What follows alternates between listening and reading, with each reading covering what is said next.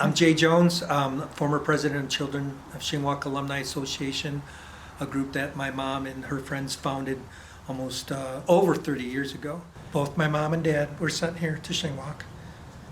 My mom was here at 4.5 years of age.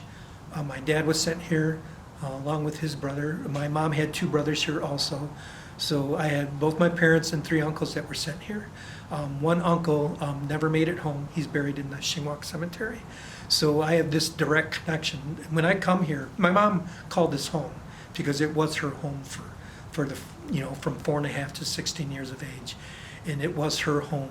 And I know people don't like to call it home, but she called it home. So when I come here, I feel that same sense of this being her home. I stepped down from the presidency to lead the process for the search for unmarked burials here at Shingwauk Indian Residential School. It was kind of ironic. We had a regular CSAE meeting scheduled, and it was 2 days after Kamloops, a couple days after Kamloops. And when we had the meeting, we all call in, and I said, let's just have a talking circle, because I knew it'd be heavy on their heart. So we had a talking circle instead of taking care of CSAA business.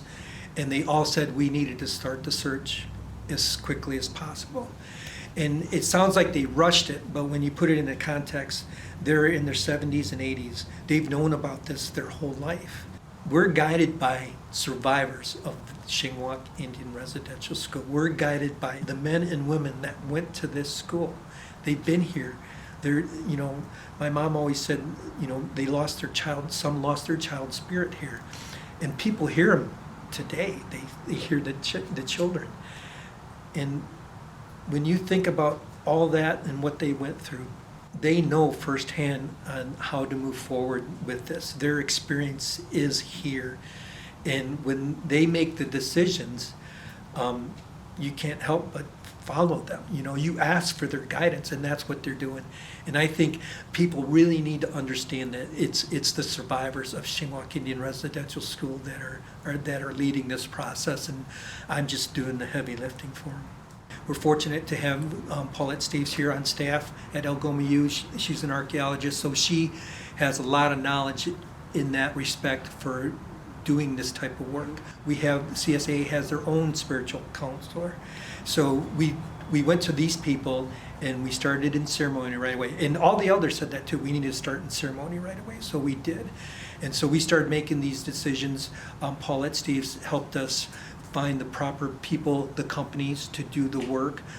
We found 2 companies, one's local and one's solutions, and their branch is No Pro. And then we found SNC Lavalin, which they're a national company. They both offered to do the work pro bono, so we coordinated a time to have them do actual search. And we divided it up into phases of the property that we're working with right now, which is just strictly Algoma University property. So we divided it up into 5 or 6 phases. We did the first phase already. We scanned that area. They are processing the data.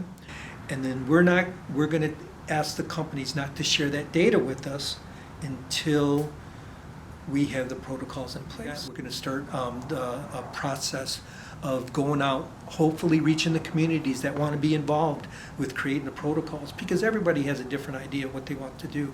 So hopefully we'll have the community's involvement, and we'll get some really good protocols in place so we can, like I said, keep moving in a good way. So right now we're ready to search, scan our priority 2 area, which is they're going to implement a garden there. So those are things that we're working with Algoma U. They have priorities.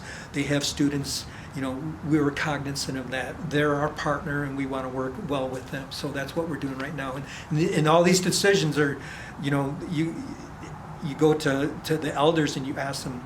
It's like, okay, what do you want? And they make those decisions. And we've had many meetings to make those types of decisions.